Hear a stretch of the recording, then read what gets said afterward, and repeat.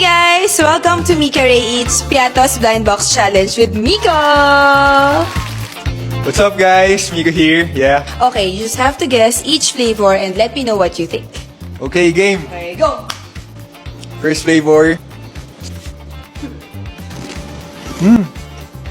Uy, bago to ah. Sarap. Cheese and sour cream flavor. Yeah.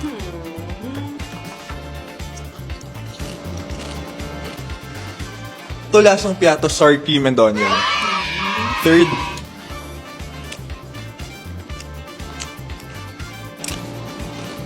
Ito sure na piatos cheese flavor. Last one.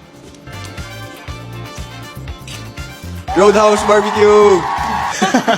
You got 3 correct answers, pero ang hindi mo nahulaan, ang bagong Piatos, cheddar, and sour cream flavor. Ah, yes. Masarap nga siya. Irresistible yung cheese flavor and yung tangy sour cream taste. But I mean, lahat sila equally masarap. Yeah. I know, kasi itong cheddar and sour cream, very memorable ang taste niya kasi bagong flavor and yes, irresistible siya. So guys, get it while it's still available. Kaya Miko, mag-hard na tayo!